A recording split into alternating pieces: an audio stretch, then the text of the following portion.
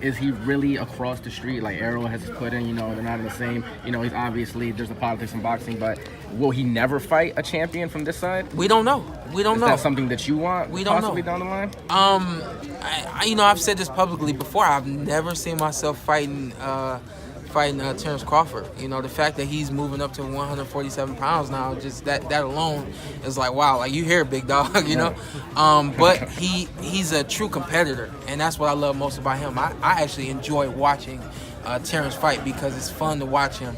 It's fun to see his competitive spirit come out. So if he moves up to 40, has moved up to 47 now, he deserves to be in the ring with the best of us. I think the fans have kind of dubbed either him or Errol like the king of the weight class.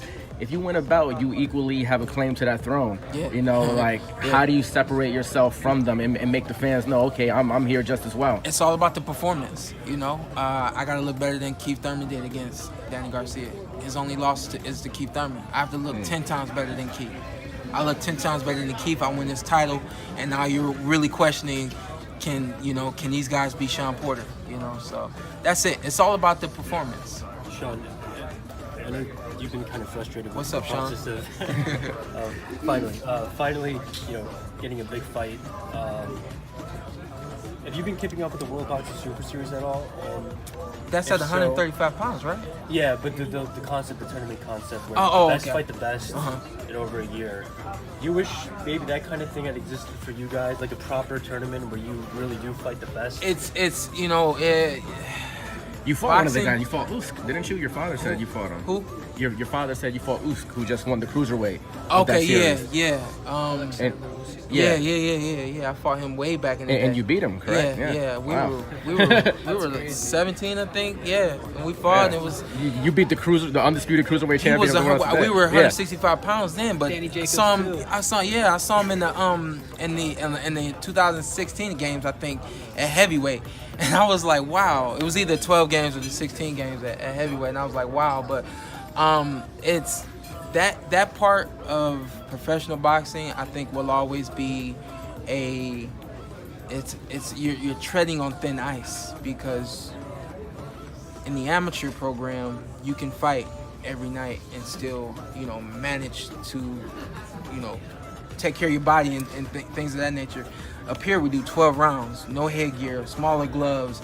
You risk cuts, you risk breaks, bruises, the whole nine. So a tournament in the amateur program is just a week, turns into an entire year in the professional ranks, because it takes that much time for your body to heal and for you to get ready for the next fight and so on and so forth. So there was a time where I actually thought that it would be a good idea for me to be involved in the tournament, but I understand the business of boxing too well, and I understand the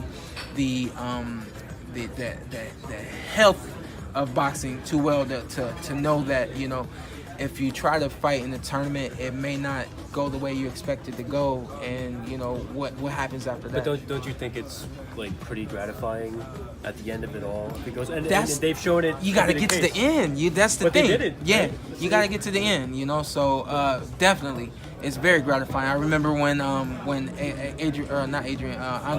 Ward did it, and how proud I was to see him do what he did, and he made it through the whole thing healthy, waiting on other guys to schedule fights and so on and so forth, and that really catapulted his career to the next level. Before that he was kind of always, everyone was questioning what he had. After that, he knew exactly what he had. So yeah, there's definitely benefits in a professional tournament. Yeah, I'm wondering in your case, because Keith Thurman, that's the fight you won. You won the WBC strap. Yeah. He hasn't really communicated at all. There's a point where you kind of you didn't know what the discussion was. Yeah. Tournament, you kind of have an idea, like I watch football religiously. I know it's 38 days until kickoff. You know what I mean? And that's my favorite part about football. You know who's next. You know who's coming the week after that.